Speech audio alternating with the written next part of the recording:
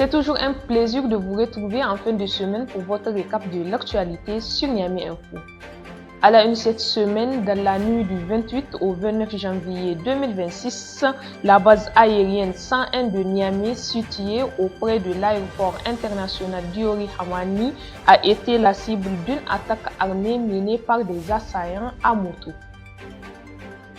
La riposte rapide et coordonnée des forces de défense et de sécurité a permis de repousser l'attaque.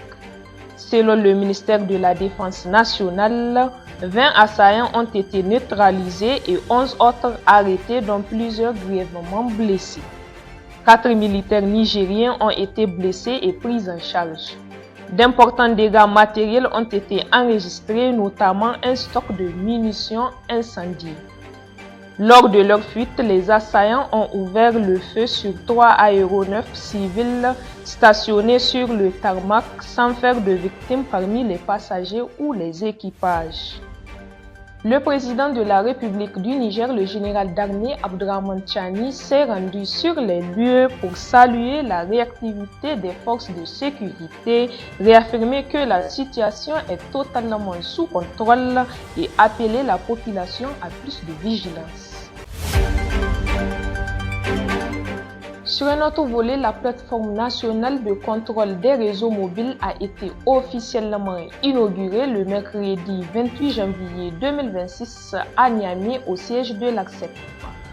La cérémonie a été présidée par la ministre de la Fonction publique, du Travail et de l'Emploi, Mme Aïssatou Abdoulaye Tondi, représentant le Premier ministre. Selon les autorités, cette plateforme marque un tournant majeur dans la régulation du secteur des télécommunications. Elle permet à l'ACSEP d'accéder en temps réel à des données techniques, économiques et de trafic, renforçant la transparence, la qualité de service et la lutte contre la fraude.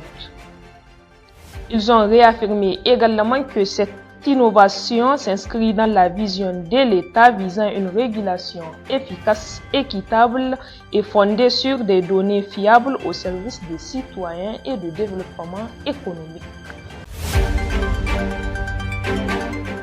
Et puis du 28 janvier au 6 février 2026, une opération de vente de riz local à prix modéré se tient au palais du 29 juillet de Niamey en prélude du mois de Ramadan. L'initiative vise à rendre les denrées de base accessibles aux populations. Plus de 1000 tonnes de riz local issues de la production nationale sont mises en vente subventionnées par l'ONAHA en partenariat avec le Fonds de solidarité pour la sauvegarde de la patrie. Plusieurs variétés de riz sont proposées à des prix réduits afin de soutenir le pouvoir d'achat des ménages.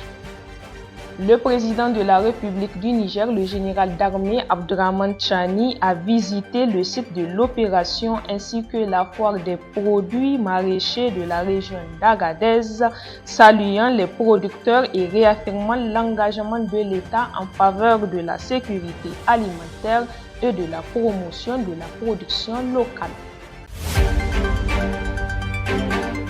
Cap enfin au Burkina Faso où le président du Faso, le capitaine Ibrahim Traoré, a présidé le 29 janvier 2026 le Conseil des ministres à Ouagadougou.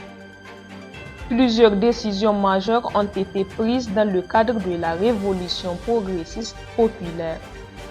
Parmi les décisions phares, le Conseil a adopté un décret portant dissolution des partis et formations politiques, ainsi qu'un projet de loi abrogeant les textes encadrant leur fonctionnement, leur financement et le statut de l'opposition.